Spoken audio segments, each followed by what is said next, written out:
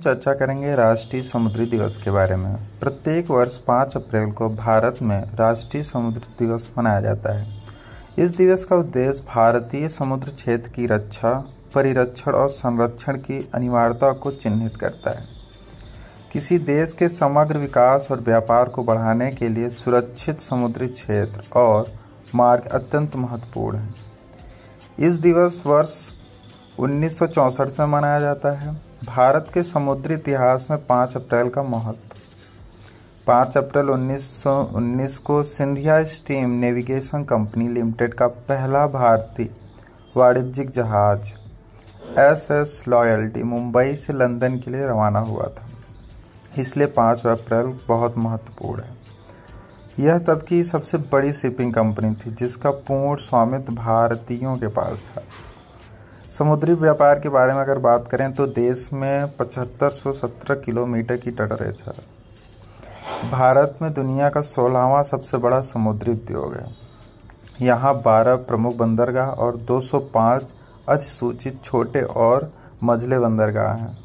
वहीं हम समुद्री सुरक्षा की बात करें तो इस क्षेत्र के सभी सुरक्षा और विकास सागर नीति द्वारा होता है। भारत की सागर नीति एक एकीकृत क्षेत्रीय ढांचा है जिसकी शुरुआत 2015 में प्रधानमंत्री द्वारा मॉरिशस में की हुई। इस नीति के आधारभूत स्तंभ 3-4 हैं। पहला है हिंद सागर क्षेत्र में एक सुरक्षा प्रदाता के रूप में भारत की भूमिका। दूसरा है भारत में IOR क्षेत्र में हिंद महासागर क्षेत्र में अपने समुद्री पड़ोसियों के साथ आर्थिक और सुरक्षा सहयोग को मजबूत करने व उनकी समुद्री सुरक्षा क्षमताओं को बढ़ाने के प्रयास जारी रखना। हिंद महासागर क्षेत्र के भविष्य पर अधिक एकीकृत और सहयोगात्मक ध्यान पर इस क्षेत्र के सभी देशों से सतत विकास की संभावना को बढ़ाएगा। हिंद महासागर क्षेत्र में शांति, स्थिरता और समृद्धि की प्राथमिक जिम्मेदारी इस क्षेत्र में रहने वाले लोगों की होगी।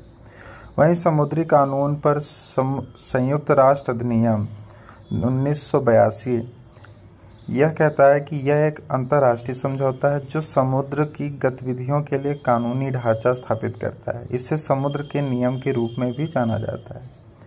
भारत इसका एक समर्थक देश है। यह समुद्री क्षेत्रों को 5 मुख्य क्षेत्रों में विभाजित करता है, जैसे आंतरिक जल, प्रादेशिक सागर, सन्निहित क्षेत्र, विशिष्ट आर्थिक जोन और हाई सीज। यह तटीय देशों और महासागरों को नेविगेट करने वालों द्वारा अतटीय शासन के लिए मजबूती प्रदान करता है।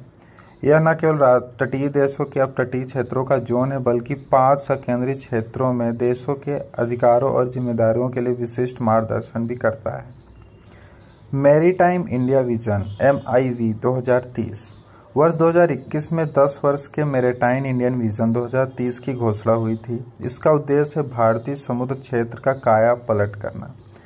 MIV 2030 भारतीय समुद्री क्षेत्र के सभी पहलुओं को कवर करने वाले 10 विषयों पर आधारित है, जो कि हैं पहला है सर्वश्रेष्ठ श्रेणी के बंदरगाह बुनियादी ढांचों का विकास करना, लॉजिस्टिक क्षमता और लागत का आदान प्रदान करने के लिए ड्राइव एक्सचेंज करना, प्रौद्योगिकी और नवाचार के माध्यम से लॉजिस्टिक क्षमता को वृद्धि करना, सभी हितधारकों का समर्थन करने के लिए नीति और संस्थागत ढांचे को मजबूत करना, जहाज निर्माण, मरम्मत और पुनर्चक्रण के वैश्विक हिस्सेदारी को बढ़ाना, अंतर्देशीय जल मार्गों के माध्यम से कार्गो और यात्रियों के आवाजाही में वृद्धि करना, महासागर, तटीय और नदी क्रूज क्षेत्र को बढ़ावा देना, भारत के वैश्विक कद और समुद्री सहयोग को बढ़ावा देना, सुरक्षित, सतत और हरित समुद्री क्षेत्र के विश्व का नेतृत्व करना, विश्व स्तर की शिक्षा, अनुसंधान और प्रशिक्षण के साथ शीर्ष नेविगेशन राष्ट्र बनाना। वहीं राष्ट्रीय समुद्री दिवस के अन्य तथ्य के बारे में बात करेंगे तो इस दिवस पर अवार्ड ऑफ एक्सीलेंस भी दिया जाता है, जो समुद्र क्षेत्र में विशिष्ट और असाधारण प्रदर्शन करने वाले व्यक्तियों को पहचानता और सम्मानित करता है। अंतर्राष्ट्रीय समुद्री संगठन समुद्री सुरक्षा जहाजों से होने वाले प्रदूषण को नियंत्रण करने के लिए प्रतिबद्ध है। भारतवर्ष 1959 में इस संगठन का